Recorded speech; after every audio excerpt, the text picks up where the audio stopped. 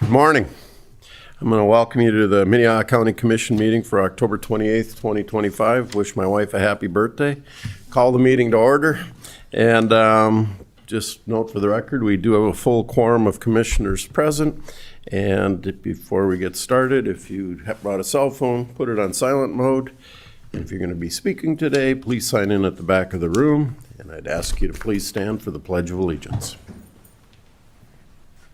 I pledge allegiance to the flag of the United States of America and to the republic for which it stands, one nation under God, indivisible, with liberty and justice for all.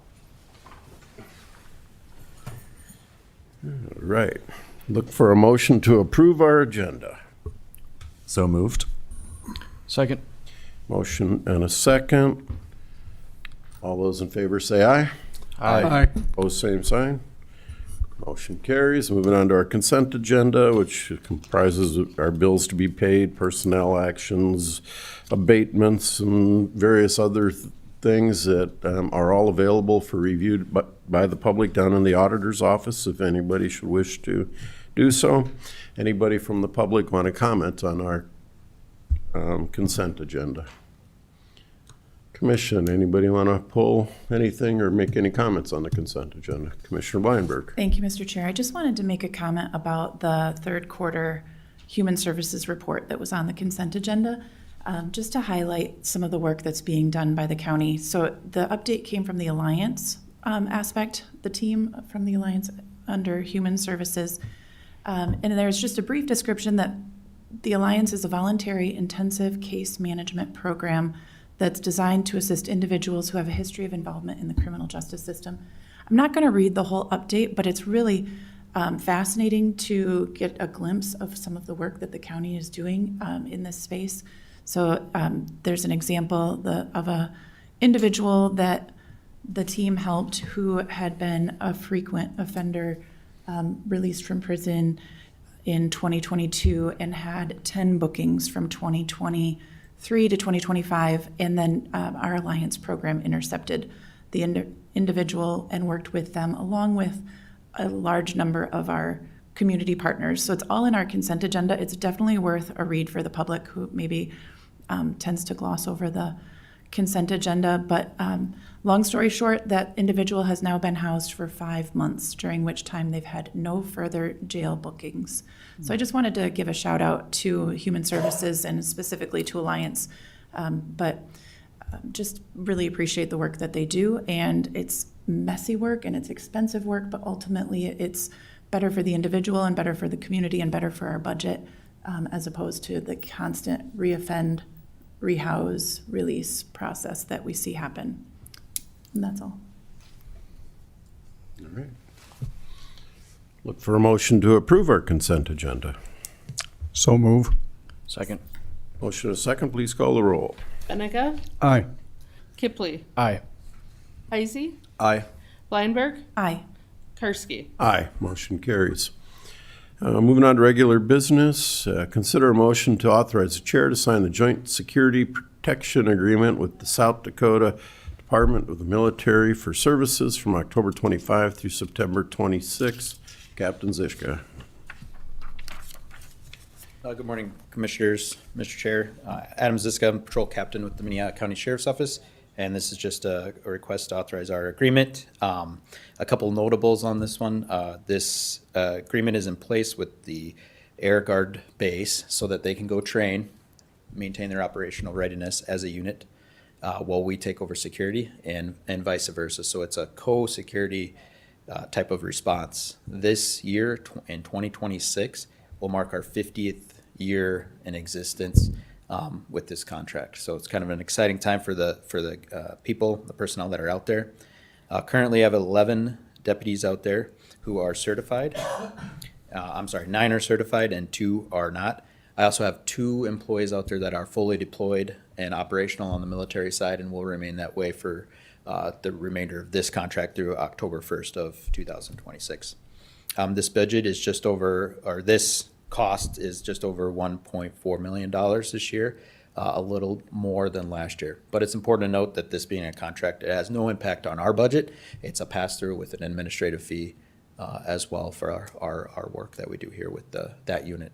That unit has its own rank and command structure and basically manages itself with oversight from me. If there are any questions, I'd be happy to answer them. Public comment on this agenda item.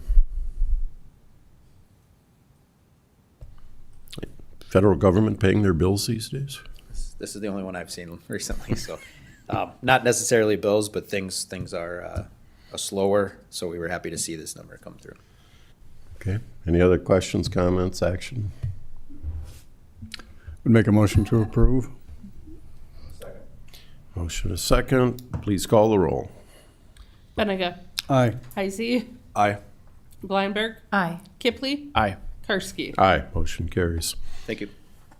All right. Consider a motion to authorize the chair to sign a second amendment to agreement between Pictometry International Corp.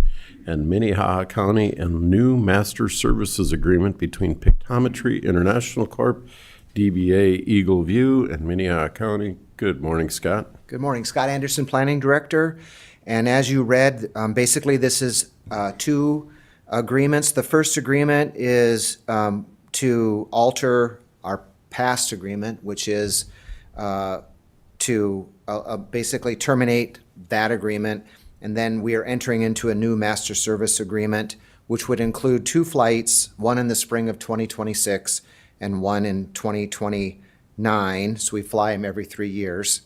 And so this is for our new aerial photography, which is our GIS.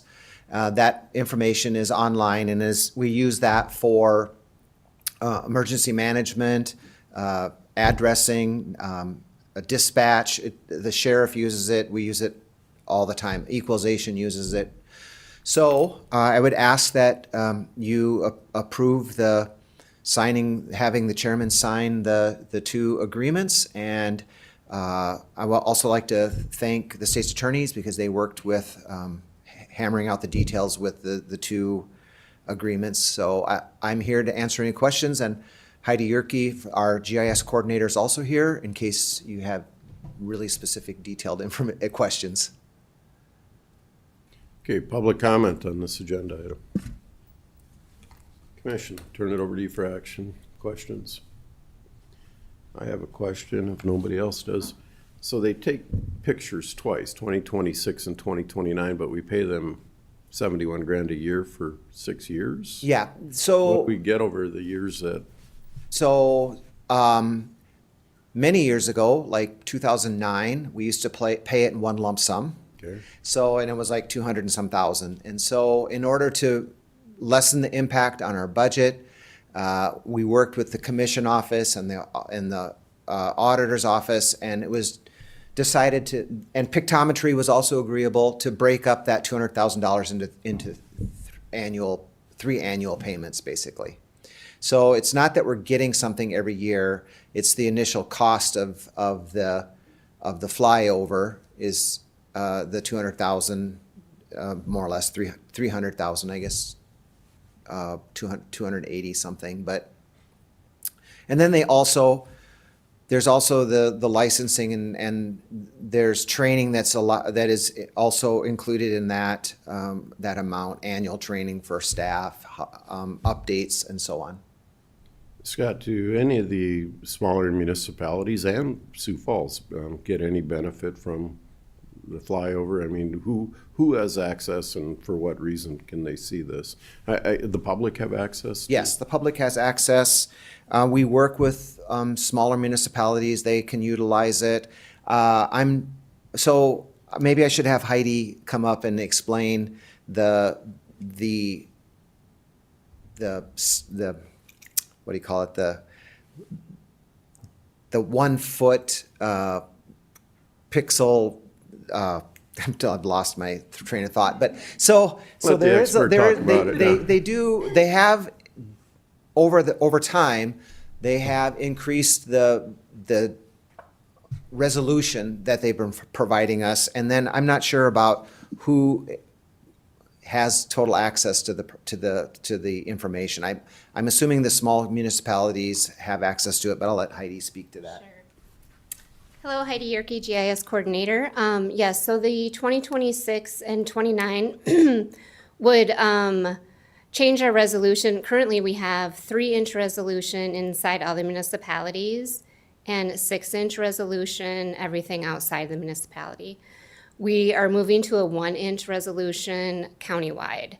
So it's going to be a pretty significant change that you will see. The public has access to everything. They can get the immediate flyover, the orthos, and then they can also get the 360 oblique.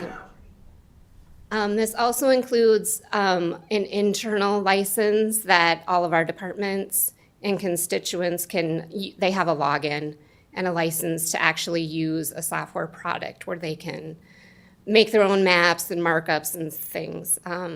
But the public we will have something on our mini map page where the public can actually view it as well.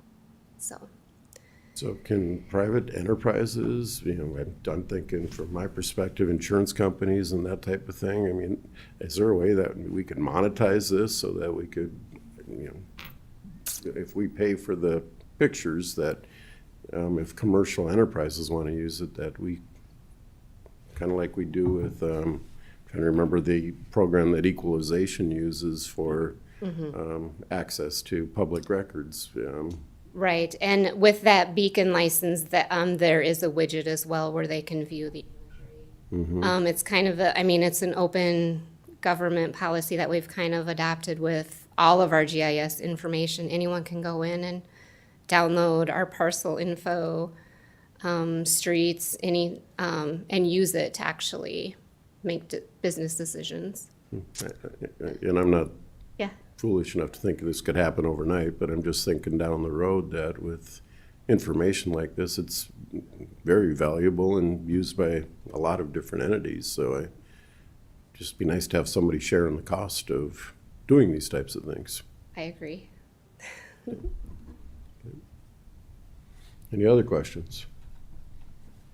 So we need 2 motions. We need one to sign the second amendment to the agreement, effectually terminating it, and then a second motion to sign the new master agreement. We will take them individually and vote on each individually. I'll make the motion to sign the second amendment. I'll second that. Motion is second. Additional comments? Call the roll. Kipley. Aye. Benega. Aye. Blindberg. Aye. Heisey. Aye. Karski. Aye. Motion carries. And make a motion to sign the new master services agreement. Second that. Motion is second. Additional comments? Call the roll. Kipley. Aye. Benega. Aye. Blindberg. Aye. Heisey. Aye. Karski. Motion carries. All right, thank you. All right, consider a motion to approve a resolution for petty cash accounts, authorization for Department of Petty Cash Accounts, administration of petty cash accounts, and repeal of past petty cash resolutions. Good morning, Auditor Anderson. Good morning. That's a mouthful. Of course, I was here last week giving a briefing on this, and today is the time to approve it, hopefully. The auditor's office has conducted an audit and review of petty cash accounts in each department within Minnehaha County. Based on our findings, we are requesting approval of the proposed resolution, which would repeal prior resolutions and would authorize the establishment of petty cash accounts not to exceed $2,000 in all departments other than the treasurer's office, and authorize the establishment of a petty cash account in the treasurer's office not to exceed $11,300. The resolution would allow the auditor to propose procedures for the creation of petty cash accounts, the reconciliation of those accounts, and replenishment of the funds. Petty cash accounts would be maintained according to county policies, and all monies expended from these accounts shall be at the direction of the respective department heads according to county policy. History indicates that prior establishment of petty cash accounts was not consistent. Some departments obtained approval by resolution, some were by motion, and some did not obtain approval. My goal is to have a consistent method of establishment as well as a consistent method of reconciliation for petty cash accounts going forward. So I'm just asking for your approval on the resolution. I'm not going to read the resolution Okay. unless you need me to. No, but we do Okay. take public comment first, so Yes. call for public comment. I didn't think so. So one motion would cover everything, looking to, I've got two items, Okay. the resolution and then the policies. so we have a motion to approve the new and a motion to approve, or to remove the old, is that? Oh, this resolution in the last paragraph, you'll see it takes care I of see. removing the prior resolutions. It would appeal all of those. Okay. Commission, questions, comments, action? Mr. Chair, I have a quick question. Good morning, Leah. Since we last heard this last week, has there been any discussion amongst county department heads or any pushback, or is everyone in agreement that this is the right way to go? I haven't heard from anyone. When we reached out to all the departments earlier in the year, I have a spreadsheet of what their petty cash was, what they want it to be. So we've all communicated that. And then we haven't moved forward with any of the other items, such as like the forms or the reconciliation, because it's not that part of it's not approved yet. So, but as I said last week, I've communicated a lot with the treasurer's office because theirs is the largest amount, and no concerns that I'm aware of. If we were to pass this today, when would the department start filling out these forms? Would this go into effect right away or in 2026? We would want to get this started very soon, and so my plan was at the last department head meeting to talk a little bit about this, but we ended up out at JJC. So we'll be talking more to the department heads and working with, our department will work with each department in any questions that they might have. Awesome, thank you. Yeah.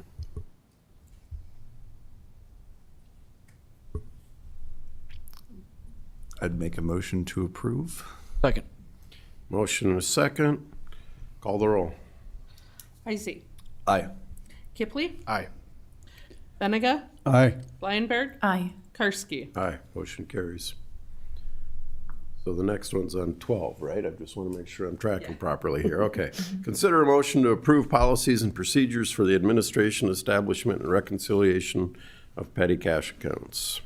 Anything to add? Yeah, so basically what my briefing memo says, just with my desire to bring a consistent method for administration, establishment, and reconciliation, I'm bringing for your review and approval the proposed policy and procedures, which this would eventually be added. And just to preface this, I've worked with Tom and Eric both on the wording of this a lot, and also within our own department for wording. So this would be the petty cash policy that would go into policies and procedures.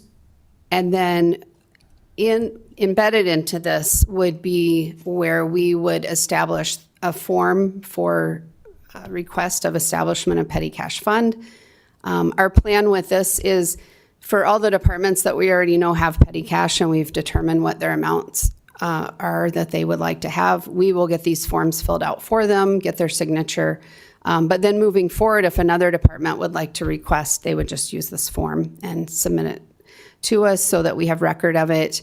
Also, I gave you an example here of what we will distribute for just a basic reconciliation that we're asking for quarterly so that we don't end up with those old receipts that maybe sit there for several years.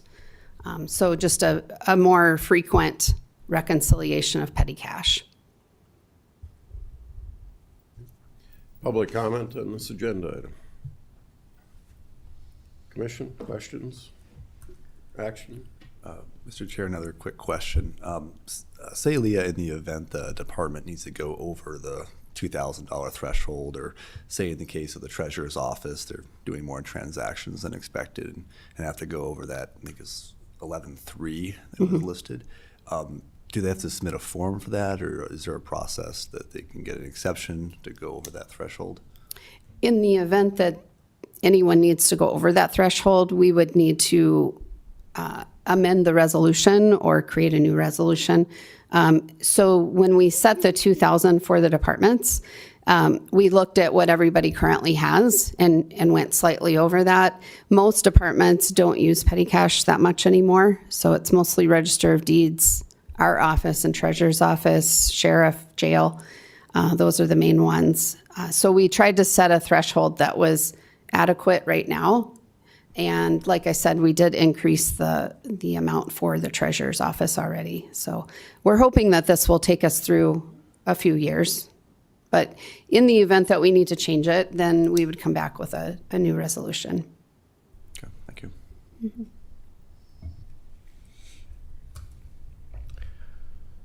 I make another motion to approve. Second. Motion is second. Call the roll. Heisey. Aye. Kipley. Aye. Benega. Aye. Blindberg. Aye. Karski. Aye. Motion carries. And moving on to what we've all been looking forward to, an update on the Phase 1 of the Juvenile Justice Center project. Jamie. Good morning, Commissioners. Jamie Gravitt, Juvenile Detention Center. I just wanted to give you a quick update.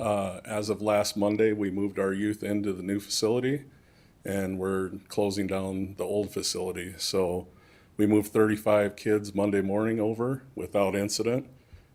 Kids are settling in and enjoying the new facility. We've had 2 or 3 kids tell us they feel safer in the new facility. We had one kid that wasn't able to go outside previously because of an adult charge. He's now able to go outside, and the first time he went outside, he was crying because he hadn't been outside for so long. So we're seeing a lot of successes with our new facility so far, and we hope that it continues. But I just wanted to let you know that we safely moved the youth over. Phase 1 is essentially complete. There's been a few bugs that we're working through, but contractors have been great helping us out on that. I was telling Commissioner Blindberg this weekend about how you could feel the life go out of the old building and the life come into the new building just by moving the kids over there. It's kind of weird, but the old facilities, we pretty much have everything moved out that we need to move out. They plan to start demolition next Monday. So any questions, I'd love to answer them for you. All right, public comment on this agenda item. That's the only comment I have for you, Jamie, is I know Monty in IT was very complimentary to you on how everything transitioned, and IT seems to be up and running pretty well. Yep. Okay. We had one small issue with, I can't remember what control it was. Oh, it was to enable us to view cameras from 2 of our staff's computers. So we had a new line ran yesterday, so that should be ready to go now. Getting everything moved over. They were a great help as well. Jake was out there quite a bit helping us move and make sure everything was working right. But overall, it was a smooth transition. The first night there was a couple toilet issues that happened, but we've worked through that. It has a lot to do with the pressure in the building, and they had to put a pressure regulator in as part of the project earlier on, but it's still just getting everything adjusted right on the toilets because it wasn't providing enough pressure to get everything down to begin with. But the plumbers have been a great help with getting everything adjusted and making sure everybody's toilet works. So it's just little things. There's an electrical device that is programmable, and for some reason it's programmed to shut off the outlets in our day rooms and our staff desk in the middle of the night. So we have to go in and manually turn those back on before the shift starts in the morning. But the contractor's supposed to be here tomorrow to help us fix that. So just little goofy things here and there, but overall it's been good. Other comments?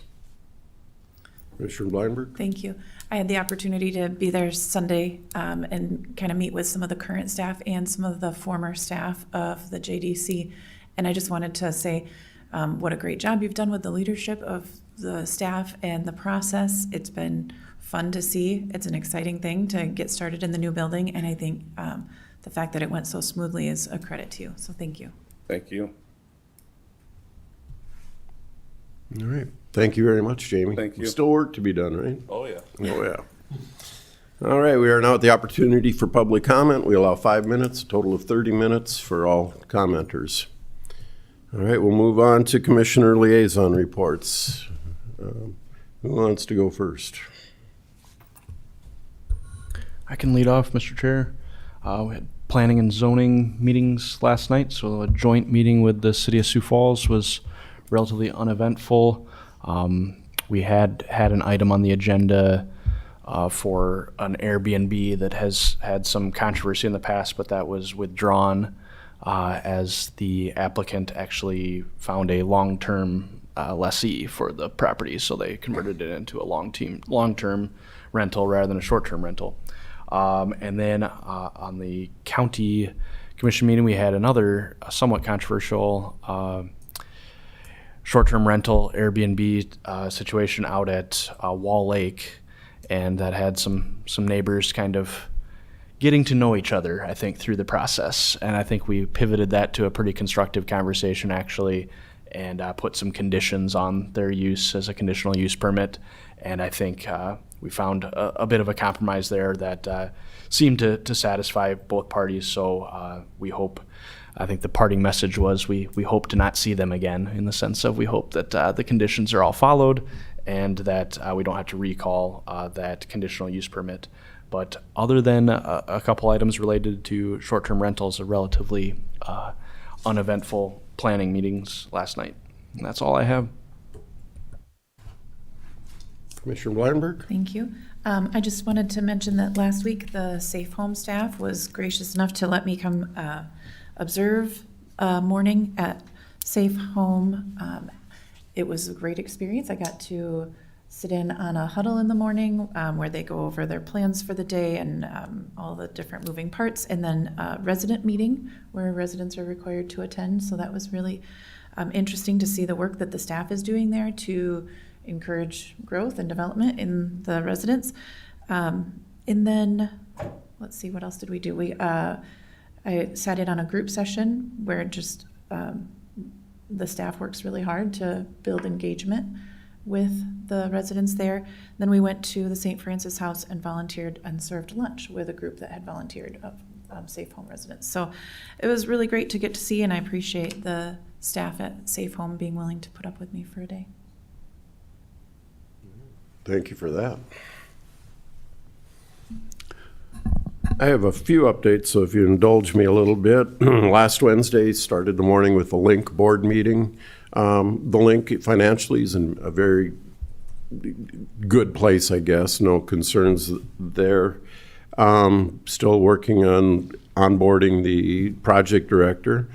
One of the more troubling aspects is the increase in services being provided, like a 30% plus increase, and trying to figure out where all these people are coming from. So we're going to change our questionnaire when people come into the Link, so we can kind of determine, length of time in the community and this type of thing. So trying to figure out, and that's important because we have a very strong suspicion that we're providing services through the Link to a large geographic area in South Dakota. So when it comes to requesting help from the state and the legislature for funding of the Link, that we can show this isn't a Sioux Falls issue, it's a South Dakota issue that Sioux Falls is helping to address. From there, I went to a chamber board meeting. Good board meeting. Chamber's in a good place also. We did have a briefing by the Sioux Metro Growth Alliance from Tyler Tortson on the activity of SMGA. Tyler does a great job, great great staff, so I have to put a plug in for the staff over at the SMGA. Not because one of them is here, but because they do a good job. And then this morning, Commissioner Heisey and I had a Public Defender Advisory Board meeting, which was very informative. A couple of items that will be addressed by the commission as a body. They have a $4.7 million plus budget. They're projecting a $190,000 shortfall on their budget. Some of that is from the activity, with the new pay metrics and that type of thing. Actually, that was about $90,000 for salaries and benefits. Competency examinations, we budgeted $97,000 for that.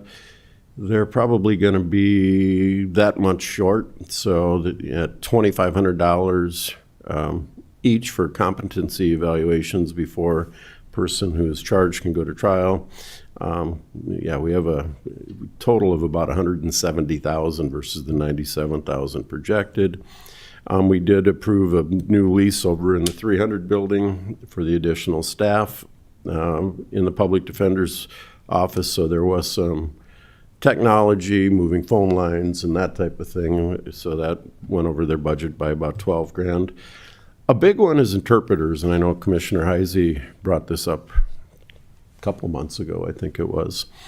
Interpreters cost about $80 to $100 an hour. And we got to pay, we get a lot of no-shows, unfortunately, and people don't show up for their court times or for their appointments, and we got an interpreter there, so we get to pay the interpreter there. That's there even if the individual doesn't show up. One of the legal office assistants in the public defender's office is bilingual, Spanish speaking. It appears that we do have programs for incentive pay for bilingual in other departments, but not in the public defender's office. So when we're paying $50 to $80 an hour, it seems like we could probably come up with a program to additionally compensate somebody that is bilingual that does benefit the entire county. So we had that discussion. Any questions, I can address them.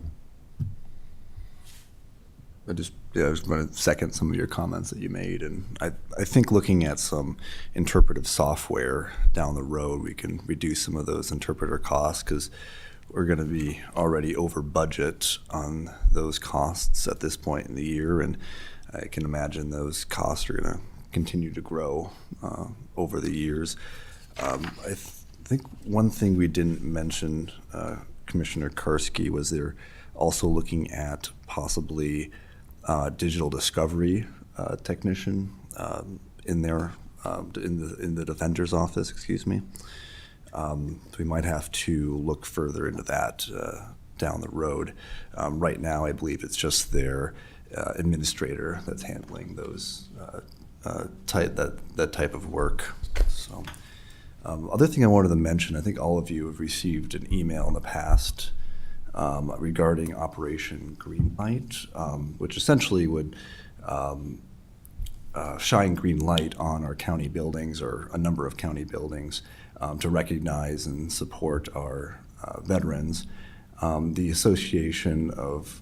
National Association of Counties and the National Association of County Veteran Service Officers has been doing this for the last 5 years. I don't believe Minnehaha County has participated in this, and do correct me if I'm wrong, but we've got other counties in the state, such as Yankton, Lincoln, Brown County, and I'm sure there's others that have participated in this program.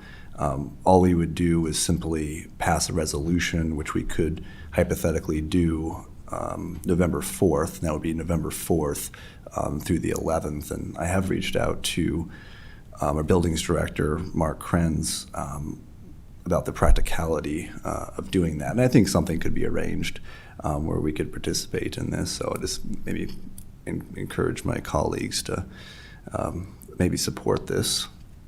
I think it'd be a nice gesture to our veterans. I ended up getting sick last week, so I didn't attend some of the things that I had mentioned at the last meeting. But I will be attending the law enforcement dinner this Wednesday, so looking forward to that. Tom Homan, the border czar, as he's sometimes called, will be headlining that. So I look forward to shaking his hand and taking a picture with him. So. All right, we'll call that a non-action commission discussion, so. That's fine. You don't have to tell him I'm interested in saying something. I just wanted to say that Commissioner Blymenberg and I went to the city, county, and school board discussion last week, and Sheriff Milstead and Chief Deputy Gromer were the presenters.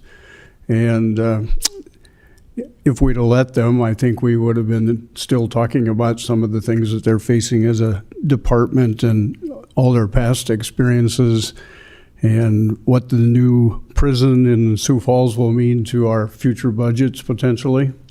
The other thing that I frankly was unaware of, and probably a good thing I'm not that naive, was the issue of dealing with vaping here in the community and in the region, and what some of the products that are being sold retailed contain different ingredients with different strengths, different concerns, and how difficult that is for the sheriff's department to figure all that out, because it seems like it's changing on a regular basis, but it's going to have an impact on our community. And frankly, I was somewhat shocked. I don't know if Commissioner Blyenberg knew more about that than I did, I'm sure. But anyhow, gave me pause for, not that you're using it, but it gave me some concern, I guess, about how this could be contained or reduced, because in some cases it is extremely dangerous. And we need to be aware of that, and maybe at some point we could have Sheriff Milstead or Chief Deputy Gromer come and give you a better explanation of some of the challenges that they're having.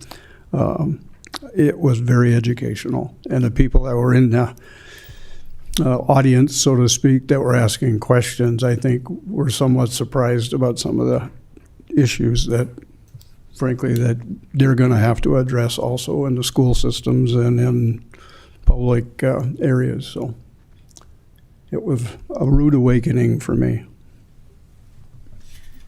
Could I just add to that? I should have mentioned with my comments during consent with the Alliance update, that example didn't reference where that individual came from, but Sheriff Milstead and Gromer had mentioned that often when someone is paroled, when they leave the prison, they stay here, which we all know, but then as soon as they reoffend, they become the state's expense. So that example from the Alliance stated that the gentleman had been paroled in 2022 and then in and out of jail 10 times from 2022 to 2025. So if there's a better case to be made for the current focus that the state is looking at with rehabilitation, I can't think of a better example of how that is such a drain on our local resources and creates a huge problem. I think Sheriff Milstead mentioned the percent of inmates in our jail who are post-released from prison. I wish I had my notes with me. I know I wrote it down. It was a large percent. I can't quote it today, but I will reference it later. It was dramatic, the expense that we carry. All right. All good. Moving on then, we do have an executive session, so I'd look for a motion to enter executive session for the purposes of South Dakota codified law. I think I'd have this memorized. 125(2), 1, 3, and 4, and 6. So moved. Second. Motion is second. All those in favor say aye. Aye. Opposed, same sign. Motion carries. Executive session will be in here, so we have to shut down the technology and move into exec session. Thank you, everybody. Thank you, Adam.